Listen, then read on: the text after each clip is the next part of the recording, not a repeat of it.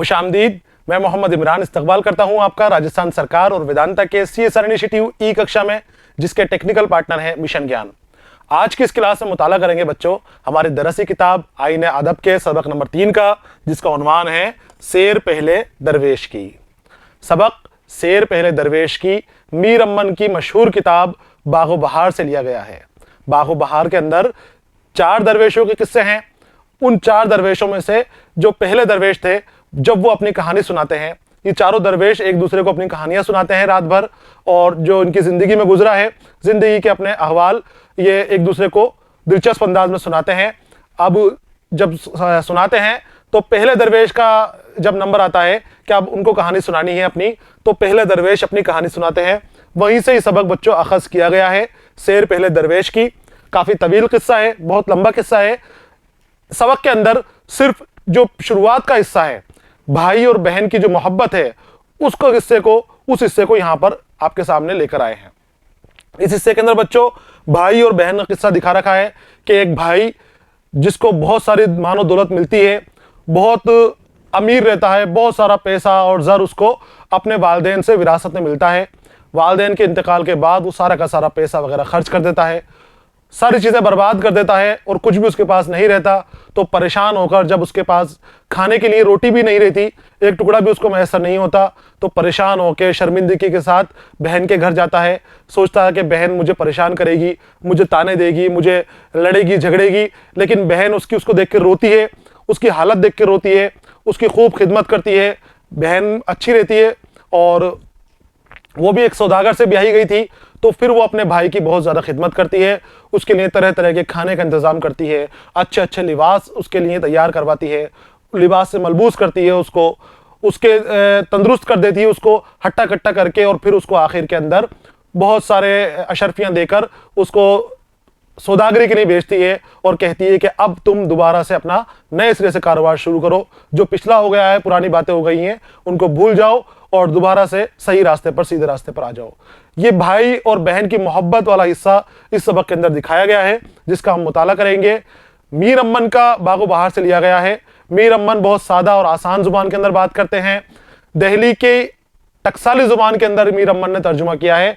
दिल्ली और उसके आसपास के इलाकों में जो बोली जाती थी, जो शुरुआती उर्दू थी, उससे ही बच्चों आपको तारुफ होगा। वो उर्दू भी आपको आज देखने को मिलेगी कि शुरुआती उर्दू किस अंदाज में लिखी जाती थी, किस अंदाज में बोली जाती थी। उसके बाद उर्दू में बहुत ज़्यादा तब्दीलियाँ आ गई हैं और अपने बहुत अच्छे रूप में नज़र आती है उर्दू। लेकिन उस वक्त उर्दू कैसी नज़र आती थी, वो मीर अमन की बागो बहार के अंदर नज़र आती है।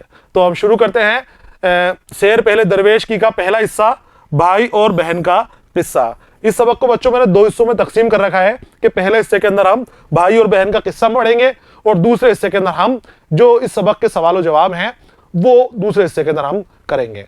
तो हम शुरू करते हैं। पहला हिस्सा आपको ध्यान से देखना है और अपनी नोटबुक साथ रखनी है, सुनना है, ध्यान से मन लगा के सुनना है, और कुछ जो मुश्किल अल्फाज आएंगे, आपको समझ में नहीं आते, उनको अपनी नोटबुक के अंदर लिख लेना है।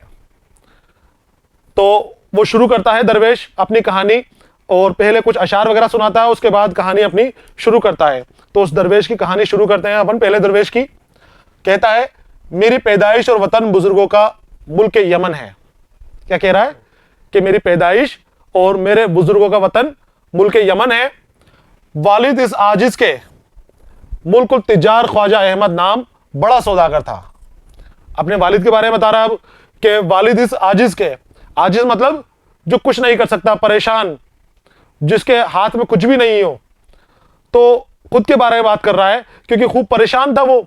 जब किस्सा सुना रहा था, बर्बाद हो चुका था, बहुत ज्यादा परेशानी में मुब्तला था, किस्सा सुना रहा बैठा हुआ। तो ये कहता है कि जो मैं किस्सा सुना रहा हूं आपको, और फटे पुराने कपड़ों के अंदर था, चोगा पहने हुए था, मैं आपको किस्सा सुना रहा हूं। मेरा वालिद बहुत बड़ा तिजार था, यानी तिजारत करने वाला। मुल्कुल तिजार, जो शाही तिजारत का होता है, उसको मुल्कुल तिजार कहा जाता है। तो कह रहा है कि मेरे वालिद बहुत बड़े तिजारती थे, बहुत बड़े सौदागर थे, मुल्क से जाते थे और खरीदारी करते थे, सामान लाते थे और बेचते थे। तो किसी भी चीज की हमारे घर में कोई कमी नहीं थी। उस वक्त में कोई महाजनी व्यापारी उनके बराबर ना था।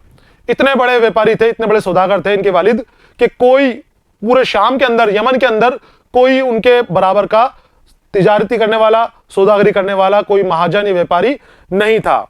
महाजन के माने बच्चों दौलतमंद सौदागर, साहूकार, जो पैसा देता है लोगों को और उसके बदले में दूसरे ज्यादा पैसा लेता है। तो कोई उससे बड़ा सौदागर वगैरह उस वक्त नहीं था। अक्सर शहरों में कोठियां और गुमाश्ते जो उनकी इनकम है, खर्चा और आमद है, उसका हिसाब किताब रखने के लिए आदमी रखे हुए थे, उनको गुमाश्ते कहा जाता था। तो वो शख्स जिससे कोई काम पर सुपुर्द किया गया हो और काम का कारिंदा या मुनीम को गुमाश्ते कहा गया है। तो कोई ऐसा शहर नहीं था पूरे मुल्क के अंदर, यमन के अंदर इनकी सौदागरी फैली हुई थी, कोई ऐसा शहर नहीं था जहां पर इनकी कोठी नहीं बनी हो। हर जगह से माल खरीदते थे और हर जगह पर माल बेचने का इनका इंतजाम था। गुमाश्ते खरीद फरोख्त के वास्ते मुकर्रर थे और लाखों रुपए नकद और जिन्स मुल्क की घर में मौजूद थी। देखो अब आप इस ज़बान जब पढ़ोगे इसकी मीर अमन की, तो आपको समझ में आ जाएगा मीर अमन कितनी सादा और कितनी आसान ज़ुबान में बात करते हैं। ये कह रहे हैं कि अक्सर शहरों में कोठियां और गुमाश्ते खरीद फरोख्त के वास्ते मुकर्रर थे और लाखों रुपए नकद और जिन्स मुल्क की घर में मौजूद थी। जिन्स यानी शय, सामान। लाखों रुपए घर के अंदर मौजूद थे और मुल्क की तरह हर मुल्क के अंदर जहां भी इनके वालिद जाते तिजारत के लिए, वो कुछ ना कुछ सामान अपने घर के अंदर लेकर आते, सजावट के लिए या काम के लिए। तो हर मुल्क का सामान इनके घर के अंदर मुहैया था। उनके यहां दो लड़के पैदा हुए। एक तो यही फकीर जो कफनी मेली पहने हुए मुर्शिदों की हुजूरी में हाजिर और बोलता है। मुर्शिद हैं हिदायत करने वाले, रूनुमा, जो इसके साथ बैठे हुए हैं ना, तीन दरवेश और चौथा एक बादशाह सुन रहा है, वो भी दरवेश ही है, वो बादशाह इनकी कहानी सुन रहा बैठा हुआ। तो ये चारों अकेले यहां बैठे बातें कर रहे हैं। तो ये कह रहा है कि उस तिजारत करने वाले के इतने बड़े शख्स के यहां पर दो बच्चे पैदा हुए, एक लड़का एक लड़की। तो एक तो मैं आपके सामने बैठा हूं यहां पर, कफनी कहते हैं बच्चों, फटे पुराने कपड़े, फकीरों का झोला, बिल्कुल सीधा साधा कफन की तरह। तो ये झोला पहने बैठा हुआ था, दरवेश बना हुआ, कि बोले एक तो मैं हूं और दूसरा एक मेरी बहन थी जिसको मेरे वालिदैन ने ब्याह दिया था। वालिदैन ने मेरी बहन की शादी कर दी थी, तो घर में मैं अकेला में ही रह गया था। खूब लाड प्यार में लाड चोचले थे मेरे खूब। तो कफनी पहने मेली पहने हुए मुर्शिदों के हुजूरी में हाजिर हूं। मुर्शिद जो बैठे हुए हैं दरवेश, उनके लिए कहा गया है कि मैं आपकी हुजूरी के अंदर आपके सामने बैठा हुआ ये किस्सा सुना रहा हूं। और दूसरी एक बहन जिसकी किबलागाह ने अपने जीते जी और शहर के सौदागर बच्चे से शादी कर दी थी। सौदागर के लड़के से मेरे वालिदैन ने मेरी बहन की जीते जी अपनी जिंदगी के अंदर ही शादी कर दी थी। वो अपनी ससुराल में रहती थी। गरज जिसके घर में इतनी दौलत और एक लड़का हो, उसके लाड प्यार का क्या ठिकाना है। इतनी सारी दौलत और दो बच्चे थे, तो लड़की की तो शादी कर दी थी, अब बचा सिर्फ एक लड़का। खूब धन दौलत की कोई कमी नहीं थी, तरह तरह के माल और असबाब घर के अंदर भरे हुए थे। तो खूब लाड प्यार के अंदर पलता था, इकलौता बेटा था अभी, फिर ये और कोई था नहीं इसके साथ। तो इस दरवेश की इसके वालिदैन ने बहुत लाड प्यार से परवरिश की थी। मुझ फकीर ने बड़े चाव चूज से माँ बाप के साये में परवरिश पाई। चाव लगाओ, चाव मतलब बड़ी चाहत से, और चूज का माने बच्चे होते हैं तमन्ना से, बड़ी तमन्ना से इनके माँ बाप ने, बड़ी उम्मीदों से माँ बाप ने परवरिश की, इनकी लाड प्यार में पाला। और पढ़ना लिखना, सिपाहगिरी का कस्बे फन। सिपाहगिरी क्या है बच्चों? सिपाहगिरी है सिपाहीगिरी, तलवारबाजी चलाना, तीरंदाजी सीखना। सिपाही जो काम करता है वो सारे काम सीखना, सिपाहगिरी का फन सीखना है। तो ये फन सीखा इन्होंने। सौदागरी का बही खाता, रोज नामचा सीखने लगा। बही खाता जो हिसाब किताब रखने का होता है, और रोज नामचा जिसमें रोज आमद और खर्च की ब्यौरा होता है, उसे रोज नामचा कहा जाता है। तो ये रोज नामचा इसने सीखा। किबलागाह के माने वालिद माजिद यानी बुजुर्ग के बारे में, वालिदैन के बारे में बात हो रही है। सिपाहीगिरी मैंने आपको बताया, सिपाही का काम या पेशा, तलवारबाजी, तीरंदाजी, जो काम सिपाही के होते हैं। और रोज नामचा, हर रोज हिसाब लिखने की किताब, डायरी, जिसमें रोज की आमदो खर्च लिखा जाता है, वो रोज नामचा होता है। और बही खाता, जिसमें बाद में उस रोज नामचे से निकालकर उस बही खाते में हिसाब किताब कर लिया जाता है, किससे क्या लेना है, किससे क्या देना है। 14 बरस तक निहायत खुशी और बेफिक्री में गुजरे। अब जिंदगी उसकी बहुत अच्छी कट रही थी, खुशी खुशी के अंदर। एक लौता बेटा था, जो चाहता था मिलता था, तरह तरह के खाने मिलते थे, किसी चीज की कोई कमी नहीं थी। अमीर माँ बाप थे खूब। कुछ दुनिया का अंदेशा दिल में ना रहा। अंदेशा, फिक्र। दुनिया का अंदेशा क्या होता है बच्चों? दुनिया की फिक्र, यानी काम धंधे की, कमाई की कोई फिक्र इसके मन में थी नहीं, कुछ जरूरत ही नहीं थी कमाने वगैरह की, माँ बाप का खूब पैसा था। यक बयक एक ही साल में वालिदैन क़ज़ा इलाही से मर गए। क़ज़ा इलाही, इलाही की क़ज़ा से उनकी मौत आई, अल्लाह का हुक्म आया उनको इस दुनिया से जाने का, और एक ही साल के अंदर, थोड़े थोड़े दिनों के वक्फे के अंदर उसके माँ भी इंतकाल कर गई और वह उसके वालिद भी इंतकाल हो गए। अब ये बेचारा अकेला रह गया। तो यहां तक आपको बच्चों समझ में आ गया होगा। इसको आपको ध्यान से पढ़ना है, ध्यान से समझना है। बहुत अच्छा सबक है ये। और वही जो मैंने आपको बताया था कि माफुकुल फितरत किरदार भी इसके अंदर है। यहां पर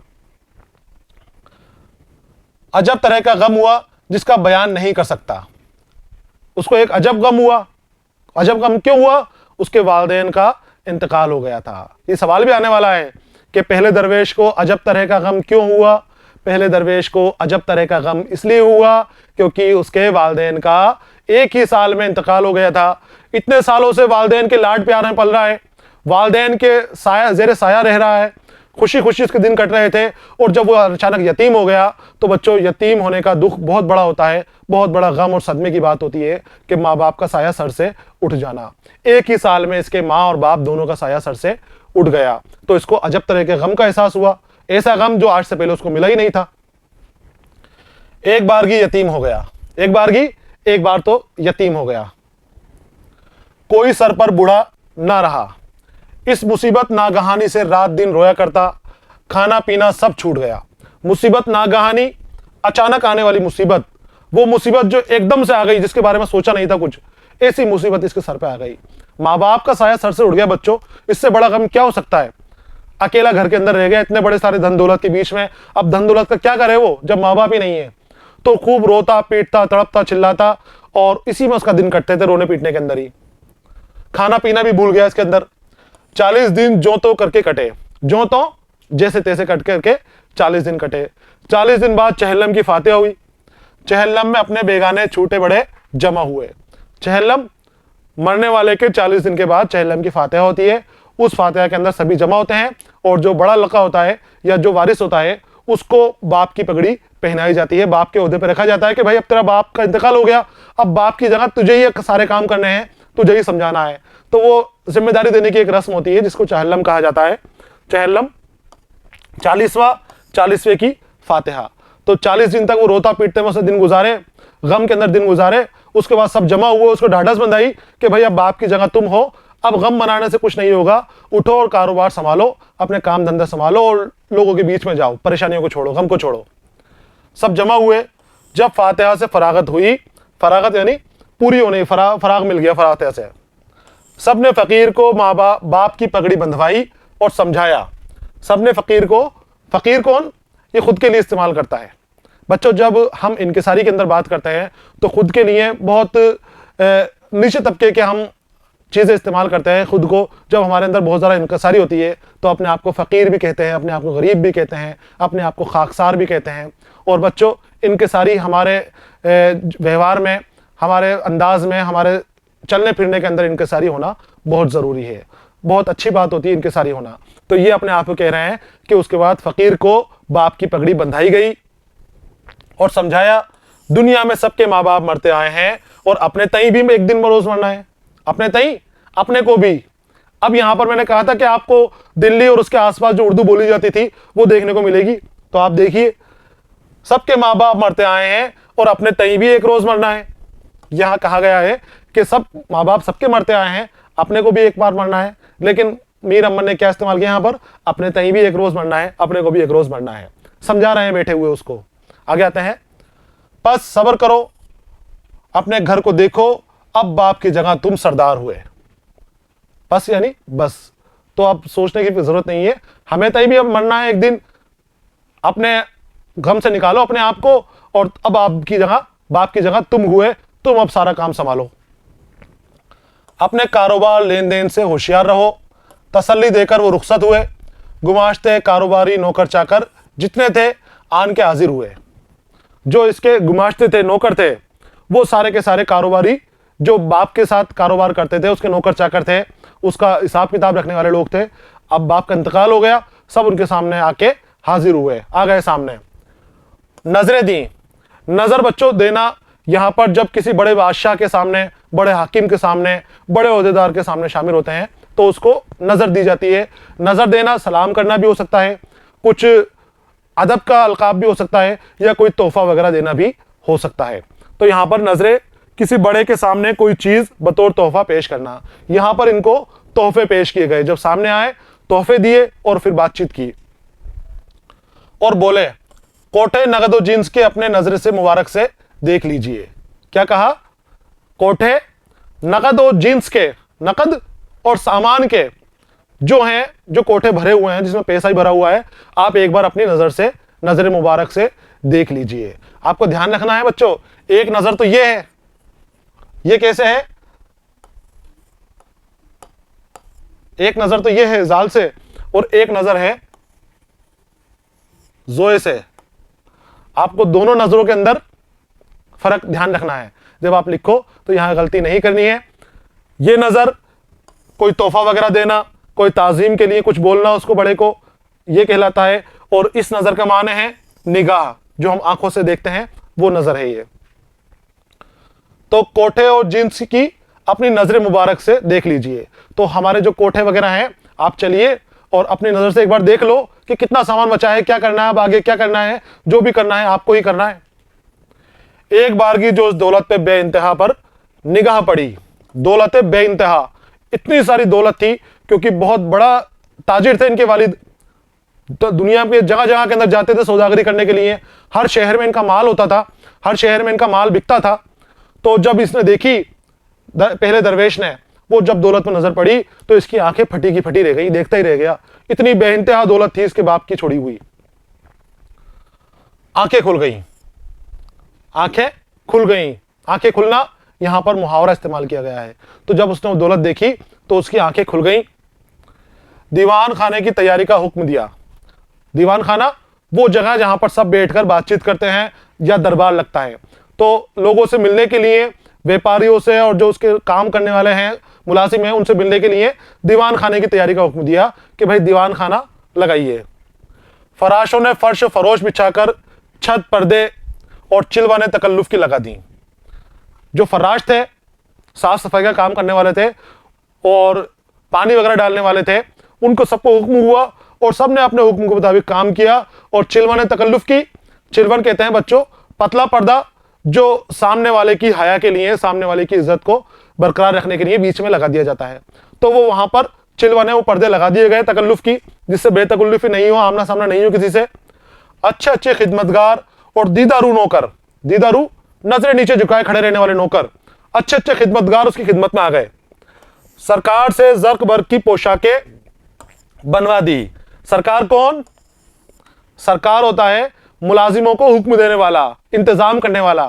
तो इसका इंतजाम करने वाला एक शख्स अलग था, उसको हुक्म दिया कि भाई अब तुम मेरे लिए अलग अलग तरह की अच्छी अच्छी सी पोशाकें सिलवा दो। जर्क बर्क की शानो शौकत वाला, चमक दमक वाला, जर्क बर्क चमक दमक शानो शौकत वाली पोशाकें सिलवाने का हुक्म दे दिया सरकार को। तो सरकार ने इसके लिए पोशाकें भी सिलवा दी। फकीर मसनद पर तकिया लगाकर बैठा और वैसे ही आदमी गुंडे फांकड़े मुफ्त पर खाने वाले, खाने पीने वाले झूठे खुशामदी आकर आशना हुए और मुसाहिब बने। अब जब ये बैठा तो इसको तो इल्म नहीं था कैसे काम करना है कैसे नहीं करना। तो ऐसे ही जो झूठे फाकड़े जो थे, फाकड़े कहते हैं बच्चों मुस्टंडों को, जो फ्री की खाने के लिए एक दूसरे के चिपकते रहते हैं, मालदार के चिपकते रहते हैं, उसे फाकड़े कहते हैं। तो वो खुशामद करने वाले, झूठी खुशामद करने वाले, खुशामदी झूठी तारीफें करने वाला। तो ऐसे ही लोग इसके दोस्त हो गए, आसना हो गए। आसना यानी वाकिफकार, जान पहचान वाले, आसना यानी जानकार, और मुसाहिब साथी, हम नशीन, खास दोस्त।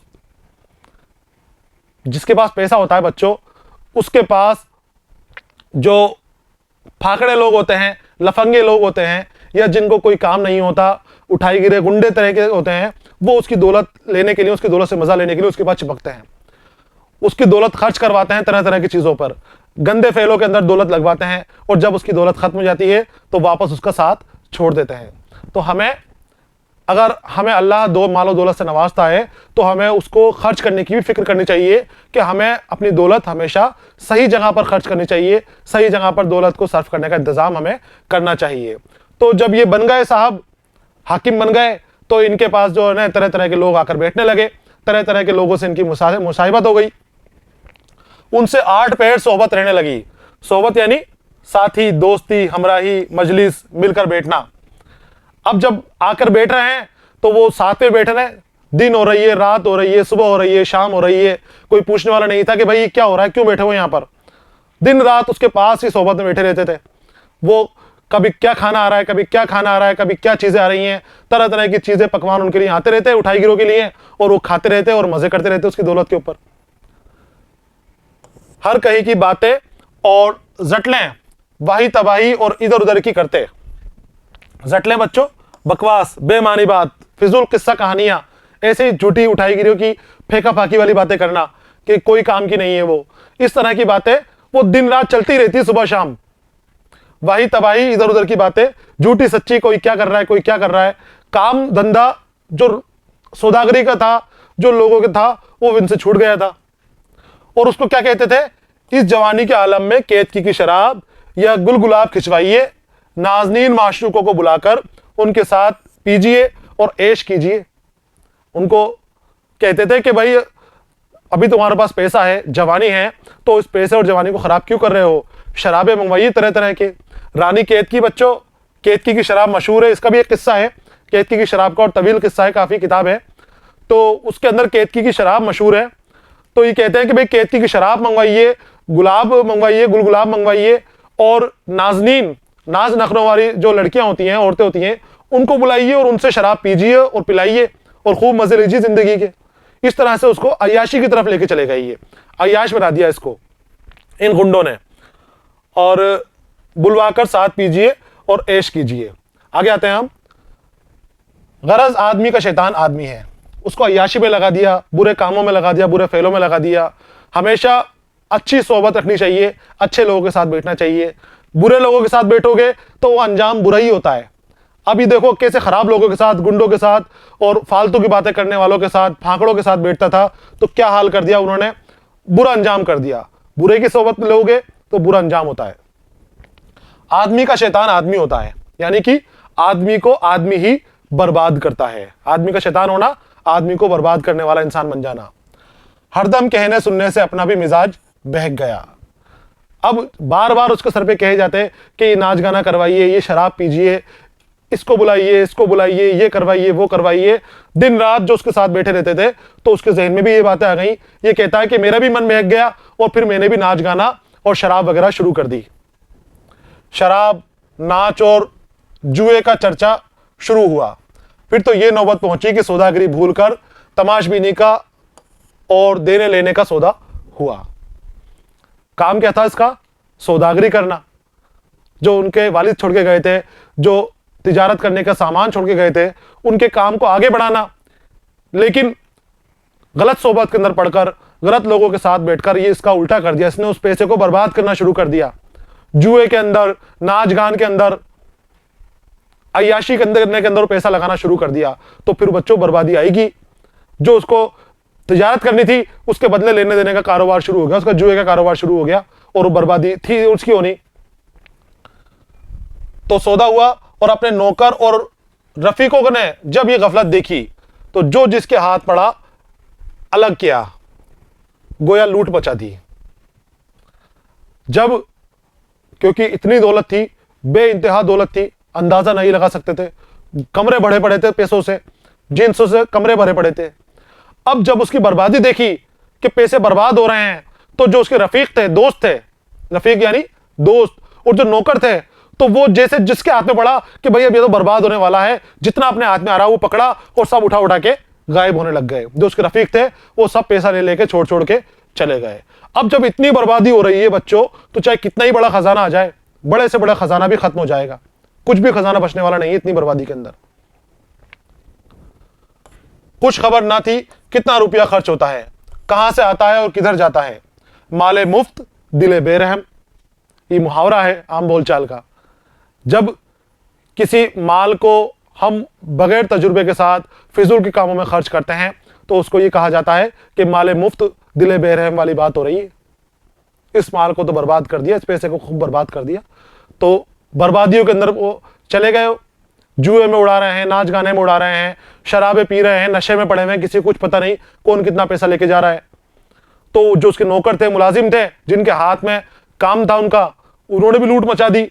जिसके मन में जो आ रहा है, जिसको जितना पकड़ में आ रहा है हिस्से के अंदर, वो उतना पैसा उतना सामान लेकर गायब होना शुरू कर दिया। काम हो रहा है 100 का, वो लेकर जा रहे हैं 1000। काम हो रहा है 200 का, लेकर जा रहे हैं 2000 4000 रुपये के, इतने का काम हो गया। तो कुछ पता नहीं चल रहा कि कितना आ रहा है, कितना जा रहा है, क्या खर्च हो रहा है, क्या आमद हो रही है, सारा हिसाब गड़बड़ा गया। और फिर इस दर खर्ची के आगे अगर गंज कारून का होता तो वो भी वफा ना करता। इस खर्च के आगे, दर खर्ची, इस फिजूल खर्ची के आगे, इस तरह से खर्च करने के तरीके के आगे अगर कारून का खजाना होता, गंजे कारून, कारून का खजाना। कारून कौन थे? हजरत मूसा अलैहिस्सलाम का चचाजाद भाई, जो बहुत मालदार था। और इसके बारे में यह कहा जाता है कि यह अपने दौलत के साथ, अपने माल के साथ ही जमीन के अंदर गर्क हो गया था, इतना खजाना इसका था। तो यह कह रहा है दरवेश कि जिस तरह से खर्ची हो रही थी, तो उसके अंदर अगर कारून का खजाना होता तो वो भी जो नहीं रुकता, तो मेरा कहां से रुका, मैं भी बर्बाद हो गया और सड़क पे आ गया, जमीन पर आ गया। कई बरस के अरसे में एक बार की यह हालत हुई कि फकत टोपी और लंगोटी बाकी रही। यह आलम हुआ फिजूल खर्ची करने का। फिजूल खर्ची करते गए, खूब करते गए, आखिर में क्या हुआ, एक टोपी बची और एक लंगोटी बची, यानी कि पूरी तरह से बर्बाद हो गया। कुछ भी उसके पास खाने पीने के लिए भी उसके पास नहीं बचा। आगे आते हैं। दोस्त आशना जो दांत काटे रोटी खाते थे। दांत काटे रोटी खाना, बिल्कुल गहरी दोस्ती वाला होना, दिन रात साथ रहना। अब जब बर्बाद हो गया तो क्या वो साथ रहेंगे? वो तो पैसों के लिए तो थे, उसको लूटने के लिए उसके साथ थे। और जैसे ही उसको बर्बादी सामने आई, उसका पैसा खत्म हुआ, सारे के सारे उसको छोड़ छाड़ के चले गए, सब अपने अपने कामों में चले गए। और चमचा भर खून अपना हर बात में निसार करते थे, यानी बात बात के अंदर कि तेरे लिए मेरी जान हाजिर है, तेरे लिए मेरा खून, पसीना क्या खून हाजिर है। बात बात के ऊपर चमचा भर के खून उसके लिए हाजिर करते थे। बहुत ज्यादा मोहब्बत दिखाने वाले लोग थे। सब काफुर हो गए, सब गायब हो गए, काफुर हो गए। बल्कि राह बाट में अगर कहीं भेंट मुलाकात हो जाती तो आंखें चुराकर मुंह फेर लेते। जो इतनी मोहब्बत करते थे, उसके साथ घूमते फिरते थे, दिन रात साथ रहते थे, आटो पे हेर बैठकर शराब पी रहे हैं, जुआ खा रहे हैं, और जब बर्बाद हो गया, पैसे नहीं है खाने पीने की भी, तो सब छोड़ के चले गए। और हालात ये हो गई कि रास्ते में भी अगर नजर आ जाते थे तो नजरें चुरा लेते थे उससे, अलग हटके के कुछ पैसा वैसा नहीं मांग ले अभी हमसे, कुछ खाने पीने की चीजें नहीं मांग ले। इस तरह का हाल उसका हो गया। और नौकर चाकर, खिदमतगार, बहलिए धेलेट, खास बरदार, साबित खानी, सब छोड़कर किनारे लगे। जितने भी इसके नौकर चाकर थे, साथ चलने वाले थे, जो उसका निजाम संभालने वाले थे, जो इसकी फौज की सरबराही करने वाले थे, नौकरों को संभालने वाले थे, सब छोड़ छाड़ के चले गए। कौन रुकेगा ऐसे हालात के अंदर? कोई बात का पूछने वाला ना रहा जो कहे ये क्या तुम्हारा हाल हुआ, सिवाय गम और अफसोस के कोई रफीक ना ठहरा। कोई पूछने वाला नहीं रहा कि क्या हाल हुआ है, कैसे तुम इतने बर्बाद कैसे हो गए, तुम तो बहुत अमीर थे, तुम तो सौदागर थे। क्योंकि सब वो पैसे के थे और पैसा जाते सारे के सारे उससे चले गए, छोड़ के चले गए उसको। तो गम के अलावा कोई रफीक ना हुआ। अब गम ही उसका दोस्त हो गया। रफीक यानी दोस्त, उसका गम और वो, तो इस गम के अंदर ही उसकी जिंदगी कटने लगी। अब दमड़ी की ठुड्डियां मैसर नहीं जो चबाकर पानी पिए। दमड़ी की ठुड्डियां ना होना, मैसर ना होना, बिल्कुल एक चीज भी खाने के लिए नहीं मिलना, तो उसको दमड़ी की ठड्डियां भी मैसर नहीं है कि उनको चबाकर कुछ खाकर वो अपना गुजर बसर कर ले। फाके होने लग गए उसके, खाना पीना भी उसका खत्म हो गया था। 2-3 फाके कड़ाके खींचे, ताप भूख की ना ला सका। अब जब कुछ खाने पीने के लिए कुछ रहा नहीं, फाके के हालात हो गए, तो 2-3 फाके काटे, 2-3 दिन भूखा रहा, दिन रात भूखा रहा, लेकिन ताप ना ला सका, भूख को दबा नहीं सका। भूख ऐसी चीज होती है बच्चों जो इंसान को बेहाल कर देती है और वो काम भी करने पर मजबूर कर देती है जो इंसान नहीं करना चाह सका। तो भूखा रहने की कोशिश की, लेकिन भूख उसकी बर्दाश्त नहीं हुई, भूख को ताप ना ला सका। लाचार बेहयाई का बुर्का मुंह पर डालकर यह कसद किया कि बहन के पास चला जाए। अब जब पूरी तरह बर्बाद हो गया, फाके होने लग गए, खाने पीने के लिए भी चीजें नहीं है, तो अब बेहयाई का बुर्का मुंह के ऊपर डाल लिया कि अब हमें क्या करें, बेहयाई जब भूखे मरने की नौबत आ गई तो अब हया करके क्या करें। तो बेहयाओं की तरह बहन के घर पे पहुंच गया अपनी। अब वो बहन की खातिर देखिए आपके बहन कैसी खातिर करता है। बहन के घर पहुंचाई, लेकिन ये शर्म दिल में आती थी कि किबलागाह की वफात के बाद ना बहन से कुछ सलूक किया, ना खाली खत लिखा, बल्कि उसने 2-1 खत मातम पुरसी और इश्तियाक के जो लिखे उनका भी जवाब उस ख्वाब खरगोश में ना भेजा था। अब बेहयाई करके, बेहयाई का बुर्का पहन का मतलब बेहयाई को अपनाकर शर्म आ रही है, लेकिन अब क्या करें, अपनी बहन के यहां पर चला सोच के कि बहन के पास जाते हैं। लेकिन फिर दिल के अंदर उसको यह एहसास हुआ, मलाल हुआ कि जब मेरे पास पैसा था, बाप की छोड़ी हुई दौलत थी, खूब में पैसा लुटा रहा था, एक दिन मैंने बहन का हाल नहीं पूछा कि बहन तेरा क्या हाल है। कुछ बहन के बारे में मैंने जाना नहीं। बहन ने खत लिखे थे मातम पुरसी के, और दुख और दर्द के अंदर गम बांटने के लिए खत लिखे थे, सुकून देने के लिए खत लिखे थे, उनका जवाब तक नहीं भेजा उन खतों का। इश्तियाक का मतलब शौक, आरजू, तमन्ना, उसका गम दूर करने के लिए बहन ने खत लिखे थे, हालचाल जानने के लिए भाई की, भाई से मोहब्बत करती थी बहन, उस आरजू के अंदर कि मैं अपने भाई का हाल जान लूं, भाई मेरा कैसा है, उसके लिए बहन ने खत लिखे। लेकिन इस शख्स ने अपनी बहन के किसी भी खत का जवाब नहीं दिया, हर खत को इसने यहीं डाल दिया, साइड में डाल दिया। अब इसको शर्म आ रही थी कि मैं बहन के घर किस मुंह से चलूं। इस शर्मिंदगी से जी तो ना चाहता था, पर सिवाय उस घर के और कोई ठिकाना नजर में ना ठहरा। बच्चों ऊपर ये लाइन आई है, ख्वाब खरगोश में ना भेजा। ख्वाब खरगोश वो ख्वाब जो जल्दी से खत्म होने वाला है, जल्दी टूटने वाला है। तो वो जो उसकी कहानी थी पहले वाली, वो ख्वाब खरगोश थी, जब वो खुशी के दिन गुजार रहा था। अब वो गुजर गए, थोड़े से थे वो, अच्छे अच्छे दिन उसने गुजार लिए। अब उसका जब वो टाइम आया, बुरा टाइम आया, तो बहन को याद कर रहा अपनी। तो पहले तो सोचा कि नहीं जाऊंगा मैं बहन के, लेकिन क्या करता, कुछ ठिकाना ही नहीं है उसका, घर बार सब छूट गया।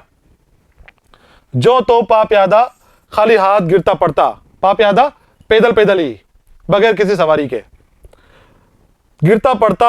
1000 मेहनत से वो कई मंजिलें काटकर हमशीर के शहर में जाकर उसके मकान पर पहुंचा। पाप यादा पैदल, सवारी के बगैर, पांव पांव, और हमशीर एक ही मां से जने हुए, एक ही मां की औलादों को हमशीर कहा जाता है। तो वो परेशान हाल के अंदर चलते फिरते, पैदल पैदल, गिरते पड़ते बहन के घर आखिर में पहुंच ही गया। अब बहन के घर का हालात देखिए कि बहन क्या कहती है उसको। वो मां जाई, मां जाई, मां की बेटी, मां की जनी हुई, वो मां जाई मेरा हाल देखकर बलाएं ले और गले मिलकर बहुत रोई।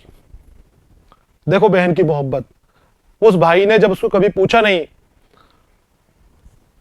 बाप की दौलत को उड़ा दिया, बाप का जितना भी नाम था वो सारा बर्बाद कर दिया, सारा खत्म कर दिया। अब बहन के यहां पर आया तो बहन उससे ये नहीं पूछ रही कि तूने कैसे बर्बाद कर दिया, तूने कैसे खत्म कर दिया। वो उसकी हालत देख के रो रही है कि कई दिन के फाके मेरे भाई ने कर रखे हैं, कई दिन से मेरा भाई पैदल चलता हुआ यहां पर आया है। इतनी मोहब्बत बहन की थी कि भाई को देखते ही वो रोने लग गई। उसकी बलाएं ली, बलाएं लेना, उसकी नजर उतारना, उसकी नजर उतारी, बलाएं ली। बलाएं लेने के बाद तेल माश और काले टिक्के, काले सिक्के पर से सदके किए, तेल माश उसके ऊपर से उसार कर उसके ऊपर लेके सदके किए, गरीबों को दिए, जिससे भाई की नजर उतर जाए। कहने लगी, अगरचे मुलाकात से दिल बहुत खुश हुआ, लेकिन भैया तेरी ये क्या सूरत बनी है कि मैं तेरे देख के बहुत खुश हुआ है मेरा दिल, मगर मेरे भाई ये तेरा क्या हाल हो रहा है, ये सूरत कैसी बना ली तूने, कैसी सूरत हो गई तेरी, कई दिन से भूखा है, परेशान है, बदहाल है। इसका जवाब मैं कुछ ना दे सका। अब क्या जवाब दे उसका, जो हरकतें उसने करी हैं वो बताने लायक है ही नहीं बहन को। तो चुपचाप खड़ा रहा बहन के सामने, आंखों में आंसू डबडबा कर चिपका रहा, वहीं खड़ा रहा चुपचाप, बस खाली आंखों से आंसू जारी हो गए शर्मिंदगी के। जो उसने किया था काम, उस काम के उसकी शर्मिंदगी बहुत ज्यादा थी। बहन ने जल्दी खासी पोशाक सिलवाकर हम्माम में भेजा। जल्दी जल्दी बहन ने उसके लिए नई अच्छी पोशाक सिलवाई और हम्माम, गुसलखाना जहां पर नहाते हैं, नहाने की जगह भेजा कि भाई अब तुम नहाओ और अपनी जो थकन है ये थकन उतारो, मैं तुम्हारे लिए कपड़े भिजवाती हूँ। और नए कपड़े उसके लिए सिलवाकर हाथों हाथ साथ ही उसके भिजा दिए। नहा धोकर वो कपड़े पहने, एक मकान अपने पास बहुत अच्छा तकल्लुफ का मेरे रहने के मुकर्रर किया और खुद के पास ही एक मकान उसके लिए मुकर्रर कर दिया रहने के लिए कि अब भाई तुम्हारा घर छूट गया है, कोई बात नहीं, अब तुम मेरे पास रहोगे। और उसके लिए सारे इंतजामात उसने कर दिए, सारे जो उसके फायदे के लिए हैं, जो उसके ऐश के सामान है, वो सारे उसने उस मकान के अंदर बहन ने इंतजाम कर दिया। अब बहन उसका किस तरह से ख्याल रख रही है? सुबह को शरबत और लोजियात हलवा, लोजियात बादाम का हलवा, कपड़े सिला दिए उसको अच्छे अच्छे, नहा धुला के तैयार कर दिया। अब खिदमत कर रही है बहन भाई को, जो कमजोरी आ गई थी, भाई मरियल हो गया था, उसकी हड्डियां निकलने लग गई थी। अब उसकी खिदमत कैसे कर रही है? सुबह को शरबत देती उसको और साथ ही लोजियात हलवा, सोहन पिस्ता, सोहन पिस्ता, सोहन हलवा, पिस्ते का हलवा बनाकर उसके सामने पेश करती।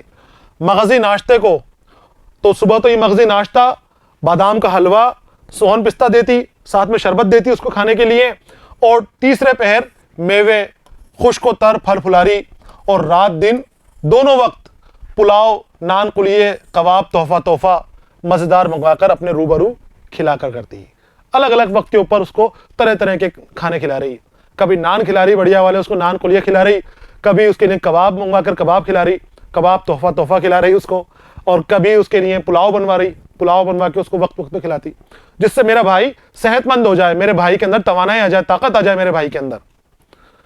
तो अपने सामने बुला के उसको खिलाती और सब तरह खातिरदारी करती। मैंने वैसी तस्दीक के बाद जो ये आराम पाया, खुदा की दरगाह में हजार हजार शुक्र अदा किया। अब जो उसको तकलीफ मिली थी, तस्दीक यानी दुख दर्द तकलीफ, जो उसको तकलीफ मिली थी वहां पर उससे पहले, बहन के पास आने से पहले, तो उस तकलीफ के बाद काफी दिनों के बाद इसको ये आराम मिला था, इस तरह के खाने और इस तरह की इसको आराम मिला था। तो ये दिल खुश हो गया इसका और इसने अल्लाह का शुक्र अदा किया। ये पुरानी बातों में अपने शर्मिंदा हो गया था, उन बातों को इसने अपनी गलती मानकर अल्लाह से माफी मांगी थी और फिर दरगाह में हजारों शुक्र बजा लाया, अल्लाह की बारगाह में हजारा हजारा इसने शुक्र बजा लाया। कई महीने इस फरागत से गुजरे कि पांव उस खिलवत से बाहर ना रखा। पांव इस खिलवत, तन्हाई की जगह, ख्वाबगाह, जो कमरा उसकी बहन ने उसके लिए मंजूम कर दिया था, इंतजाम कर दिया था कमरे का, उस कमरे के अंदर ये वहीं रहता और उसी फरागत के अंदर निजात, रिहाई, इत्मीनान, आसूदगी, उस इत्मीनान से उस कमरे के अंदर वहां पर रहता। और कई महीनों वो खाता पीता रहा, मोटा ताजा हो गया और सेहतमंद हो गया बहुत ज्यादा, बाहर कहीं नहीं गया, घर ही घर में वहां पर रहता। इस तरह से उसकी बहन ने उसकी खिदमत करके और उसको बहुत अच्छा कर दिया। एक दिन वो बहन जो बजाय वालदा के मेरी खातिर रखती थी, कहने लगी, अब वो बहन जो उसकी वालिदा की तरह, जो उसकी माँ की तरह उसकी खिदमत करती थी, जैसे माँ अपने बच्चे को देखती है ऐसे ही बहन अपने भाई की खिदमत कर रही है। तो उसको आई और कहने लगी कि ए बेरन, तू मेरी आंखों की पुतली और माँ बाप की मुई मिट्टी की निशानी है। बेरन उसको कह रही है, बेरन मतलब मेरे दुख दर्द बढ़ाने वाला, तुझे देखती हूँ तो मुझे दुख होता है तेरी हालत देख के, तो तू अच्छा रहता है तो मुझे अच्छा लगता है। तो उसको बेरन बोल रही है कि ए बेरन, तू मेरी आंखों की पुतली और माँ बाप की मुई मिट्टी, मरी हुई मिट्टी की, माँ बाप की मिट्टी की निशानी है तू। तेरे आने से मेरा कलेजा ठंडा हुआ, जब तुझे देखती हूं बाग बाग हो जाती हूं, खुश हो जाती हूं बहुत तुझे देखकर, तुझे देखकर मेरे कलेजे को ठंडक मिलती है। तूने मुझे निहाल किया, लेकिन मर्दों को खुदा ने कमाने के लिए बनाया है, घर में बैठे रहना उनको लाजिम नहीं। क्या कहा? पहले तो लाड किया बहन ने उसको कि तुझे देखकर मेरा दिल खुश हो जाता है, तुझे देखकर मैं बाग बाग हो जाती हूं, मेरी मसरत का ठिकाना नहीं रहता, तू मेरे वालिदैन की निशानी है आखिरी, चाहती हूं तुझे हमेशा अपने पास रखूं, लेकिन मर्दों का घर में बैठना ठीक नहीं है, मर्दों को खुदा ने कमाने के लिए बनाया है। ये उसकी बहन ने कहा उससे कि घर में बैठे रहना मर्दों के लिए लाजिम नहीं है, मर्दों को अच्छा नहीं लगता। मुई मिट्टी के माने मरा हुआ, मुर्दा, नाश, मैयत, तो मरे हुए वालिदैन की निशानी उसको दरवेश को बताया है। जो मर्द निखट्टू होकर घर सहता है उसको दुनिया के लोग ताना मोना देते हैं। तो कह रही है कि मर्दों को खुदा ने कमाई के लिए बनाया है, कमाने के लिए बनाया है, उनका घर में बैठना ठीक नहीं है। जो मर्द घर में बैठकर निखट्टुओं की तरह बैठकर आराम करता है, घर में बैठा हुआ आराम ही आराम के अंदर अपने दिन गुजारता है, तो उसको दुनिया ताना देती है, उसको दुनिया छोड़ती नहीं है। खुसूसन इस शहर के आदमी छोटे बड़े बेसबब तुम्हारे रहने पर कहेंगे अपने माँ बाप की दौलत दुनिया खो खाकर बहनोई के टुकड़ों पर आ पड़ा। बोले मर्दों को ऐसा नहीं करना चाहिए, बैठना नहीं चाहिए, और खासकर इस शहर के लोग, क्योंकि मेरी शादी यहां पर हुई है, मेरे जो शोहर हैं वो भी बहुत मशहूर हैं और मेरे जो ससुर साहब हैं वो भी बहुत मशहूर हैं। तो जब लोगों को पता चलेगा कि भाई इसका यहां पर रह रहा है तो लोग कहेंगे कि अपने माँ बाप की दौलत को लुटाकर बहन के टुकड़ों पर आकर पड़ गया। तो बोले ये मुझसे बर्दाश्त नहीं होगा, मैं तुझे चाहती हूं कि तू कुछ कमाने के लिए काम धंधा शुरू कर। ये निहायत बेगैरती और मेरी तुम्हारी हंसाई और माँ बाप के नाम को सबब लाज लगने का है। सबब लाज लगने की वजह बन जाएगा। ये हमारे माँ बाप का नाम खराब होगा कि मुझे गैरत आएगी, शर्म आएगी, मुझे शर्मिंदगी का एहसास होगा, और साथ ही मेरे माँ बाप का नाम भी इससे खराब होगा कि देखो लड़का यहां पड़ा हुआ बहन के घर पर खा रहा है। नहीं तो मैं अपनी चमड़ी की जूतियां बनाकर तुझे पहनाऊं और कलेजे में डाल रखूं, लेकिन अगर ऐसा नहीं होता तो मैं तो तुझे कहीं जाने ही नहीं दूं, अपने पास रखूं चमड़ी की जूतियां, यानी कि मैं तो तेरा इतना ख्याल रखूं कि जितना किसी ने नहीं करा, बिल्कुल तेरे आजिज हो जाऊं, कदमों में बिछ जाऊं तेरे, कि तुझे अपने दिल में बसा लूं मैं। इतना मोहब्बत भाई बहन की भाई से थी। अब यह सलाह है कि सफर का कसद करो, खुदा चाहे तो दिन फिरे, और इस हैरानी और मुफलिसी के बदले खातिर जमाई और खुशी हासिल करो। खातिर जमा तसल्ली। तो अब तुम्हें चाहिए, मैं तुम्हें सलाह दे रही हूं, बहन को सलाह दे रही है भाई को, कि मैं तुझसे बहुत मोहब्बत करती हूं, अपने पास रखना चाहती हूं, यहीं पर चाहती हूं तू यहां रहे, लेकिन दुनिया वाले ताना मारेंगे, मुझे परेशान करेंगे, बेइज्जती होगी मेरी भी तुम्हारी भी, और अपने माँ बाप का नाम भी खराब होगा कि टुकड़ों पे पड़ा हुआ है अपने बहन के बहनोई के यहां पर। तो तुम ऐसा करो, मैं तुम्हें सलाह देती हूं, कुछ व्यापारी बन जाओ और कुछ खरीद फरोख्त करके सामान अपना बाजार में बेचो, जिससे कुछ आमद रफ्त बने और तुम्हारे दिन फिर जाए, तुम्हें थोड़ी सुकून भी मिल जाए। आगे देखिए, यह बात जानकर मुझे भी गैरत आई। अब अपनी कहानी सुना रहा दरवेश बता रहा है कि जब बहन की बात सुनी तो उसे गैरत आई कि कितने महीनों से मैं यहां पर पड़ा हुआ हूं, बहन की रोटी खा रहा हूं, बहन के टुकड़े पड़ा हुआ हूं, अपने माँ बाप की दौलत मैंने बर्बाद कर दी। उसको गैरत आई बहुत ज्यादा, उसकी नसीहत पसंद की, जवाब दिया, अच्छा अब तुम माँ बाप की जगह हो, जो कहो सो करूं। क्या कहा, क्या जवाब दिया दरवेश ने बहन को, तुम मेरी मां की जगह हो, जो कहो सो करूं, जो कहोगी मैं वो करूंगा। ये मेरी मर्जी पाकर घर में जाके 50 तोड़े अशरफी के असील लोंडियों के हाथों में लिवाकर मेरे आगे ला रखे। अब जब उसने मेरी मर्जी पाली, मैंने बहन से कह दिया कि जो तुम कहोगे मैं वैसा कर लूंगी बहन, तुम मेरी मां की जगह हो। तो वो फौरन अपने घर के अंदर गई और 50 तोड़े, 50 बैग, 50 छोटे छोटे थैले अशरफियों के लेकर आ गई। किससे लेकर आई, असील लोंडियों, जो उसकी खिदमतगार औरतें होती हैं, जो उसकी खिदमत करने के लिए खादिमाएं होती हैं, उन खादिमाओं के हाथ में वो पकड़ाकर वो 50 अशरफियों की थैलियां उसके पास लेकर आ गई और बोली, एक काफिला सौदागरों का दमिश्क को जाता है। उसको अशरफिया दे रही और अब बता रही है, देखो क्या कर रही है, कि एक काफिला सौदागरों का दमिश्क को जाता है, तुम इन रुपयों से जिन्स तिजारत की खरीद करो, एक ताजिर ईमानदार के हवाले करके दस्तावेज पक्की लिखवा लो और आप भी कसद दमिश्क का करो। एक दस्तावेज लिखवा लो, लिखा पढ़त कर लो, ये जो तुम पैसा दे रही हूं इस पैसे से सामान खरीदो यहां से। और एक काफिला जा रहा है, उस वक्त बच्चों काफिले जाते थे शहर दर शहर, एक जगह से माल खरीदते थे और दूसरी जगह माल को बेच देते थे, और उससे जो मुनाफा होता था वो मुनाफा जो उनके अंदर तिजारत करने वालों में आपस में बढ़ जाता था, सब मिलकर सामान खरीद लेते थे। तो इसकी बहन ने कहा कि अभी एक काफिला जाने वाला है दमिश्क की ओर। दमिश्क अभी सीरिया की दारुल हुकूमत है बच्चों आज के दौर में। दमिश्क काफिला जा रहा है, सामान खरीदो थोड़ा यहां से और उसको किसी बड़े सौदागर के हवाले कर दो, और उसके साथ तुम भी दमिश्क का कसद करो, दमिश्क का इरादा करो और दमिश्क चले जाओ। कसद इरादा, कसद दमिश्क का करो, दमिश्क चले जाओ। आगे आते हैं, वहां जब खैरियत से जा पहुंचो, अपना माल मैं मुनाफा समझ बूझ लीजो या आप बेचो। तो वहां जब पहुंच जाओ तो या तो अपना माल मैं मुनाफा सौदागर से पैसे ले लो मुनाफे के, और अगर तुम्हें लगता है कि नहीं मैं खुद बेच के इसको ज्यादा मुनाफा कमा लूंगा तो उससे माल लेकर और उसका खुद बेचने लग जाओ, खुद बेचो। मैं वो नकद लेकर बाजार में गया, असबाब सौदागरी का खरीद कर, असबाब यानी सामान, असबाब सौदागरी का खरीद कर एक बड़े सौदागर के सुपुर्द किया। नोश्तो ख्वांद, नोश्तो ख्वांद तहरीर, लिखाई लिखना पढ़ना, वही दस्तावेज जो बहन ने कहा था, सलाह दी थी।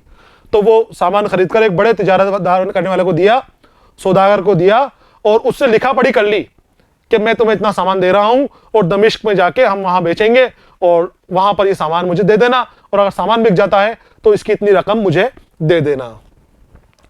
खातिर जमा कर ली, अपनी तसल्ली कर ली। खातिर जमा मैंने बताया आपको, तसल्ली। वो ताजिर दरिया की राह से जहाज पर सवार होकर रवाना हुआ।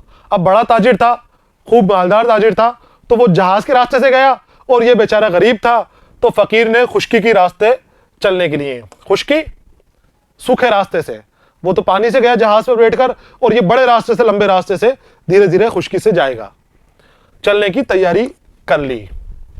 जब रुखसत होने लगा, बहन ने एक सरे पांव भारी और एक घोड़ा ताजिर सा और घोड़ा जड़ाऊ साज से तवाजु किया और मिठाई पकवान एक खास दान में भर के हिरने से लटकाया।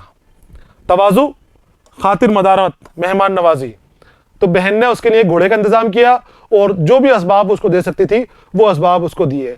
खाने पीने के लिए, मिठाई के लिए एक सामान घोड़े के हिरने से बांध दिया, उस जगह पर बांध दिया, उसके गर्दन के पास हिरना लगा रहता है उस जगह के ऊपर।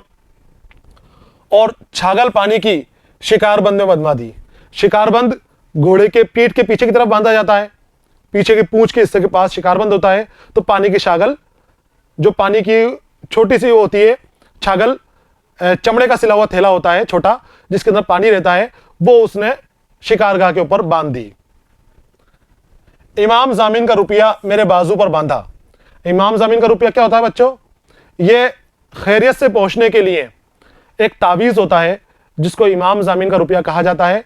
इस रुपये के साथ दुआएं वगैरह पढ़कर और साथ में बाजू के ऊपर बांध दिया जाता है, जिससे ये माना जाता है कि जो सफ़र करने जा रहा है शख्स वो बखैरियत के सफ़र अपना मुकम्मल कर लेगा। तो इमाम जामिन का रुपया उसने मेरे बाजू पर बांध दिया और दही का टीका माथे पर लगाकर आंसू पीकर बोली, सिधारो। कहा था ना इसमें आप शुरू में मीर अम्मन के कि हिंदी अल्फाज नगीने की तरह जड़े हुए मिलेंगे आपको। मेरे बाजू पर बांधा, दही का टीका माथे पर लगाकर आंसू पीकर बोली, सिधारो, तुम्हें खुदा का सौंपा। कहां नजर आ रहा है आपको हिंदी के अल्फाज? माथे पर टीका, सिधारो, ये कहां से आए? ये हिंदी से आए हैं। तो आपको मीर अम्मन के अल्फाज की यही खूबसूरती मिलेगी, मीर अम्मन के कलाम की यही खूबसूरती मिलेगी कि अलग अलग जुबानों के अल्फाज सादा साफ जुबान के अंदर, आसान जुबान में आपको जा बजा बिखरे हुए जड़े हुए मिलेंगे जगह जगह। और तुम्हें खुदा को सौंपा, यानी तुम्हारी हिफाजत अब खुदा को सौंपी, खुदा तुम्हारी हिफाजत करेगा। पीठ दिखाए जाते हो, इसी तरह जल्द अपना मुंह दिखाइयो। जैसे जाते हो पीठ दिखा के, ऐसे ही साथ खैरियत के अच्छी तरह सौदागरी करके वापस आना और अपना मुंह मुझे दिखाना। मैंने फातिहा खैर की पढ़कर कहा, तुम्हारा भी अल्लाह हाफिज है। अब इसने बहन को दुआएं दी, फातिहा पढ़ी। फातिहा खैर की पढ़ने के बाद बहन से कहा कि तुम्हारा भी अल्लाह हाफिज है। मैंने कबूल किया। वहां से निकलकर घोड़े पर सवार हुआ और खुदा के तवक्कुल पर भरोसा, खुदा के ऊपर छोड़कर, तवक्कुल खुदा की तरफ रुजू कर लेना, अपने आप को अपने रब के ऊपर छोड़ देना कि अब जो भी मामला होगा, जैसा भी मामला होगा, मेरे रब, वो मामला तेरे हाथ में है, तू ही करेगा। भरोसा करके 2 मंजिल 1 मंजिल करता हुआ दमिश्क के पास जा पहुंचा। खुदा पर भरोसा करके चला और एक जगह रुकना था तो एक जगह नहीं रुककर अगली जगह पर 1 मंजिल को 2 मंजिल को 1 मंजिल करते हुए स्पीड से, बहुत तेज रफ्तार से आगे बढ़ा और जाकर ये दमिश्क के पास पहुंच गया। यहां पर बच्चों ये बहन और भाई का किस्सा खत्म हो गया जो हमारे सबक के अंदर शामिल किया गया। इसके बाद दमिश्क जाने के बाद इसके साथ क्या होता है, दमिश्क के दरवाजे पर इसको रोक दिया जाता है।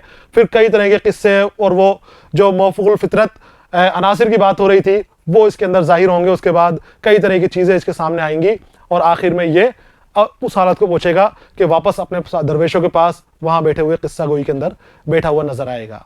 कई किस्से इसके साथ जुड़े हुए हैं। यहाँ पर हमारा ये बच्चों मुकम्मल हो गया है किस्सा सबक। उम्मीद है आपको समझ में आया होगा। सबक के सवाल और जवाब हम अगली वीडियो में शुरू करेंगे। उस वीडियो के आने तक इंतजार कीजिए। तब तक पढ़ते रहिए, खुश रहिए। अलविदा।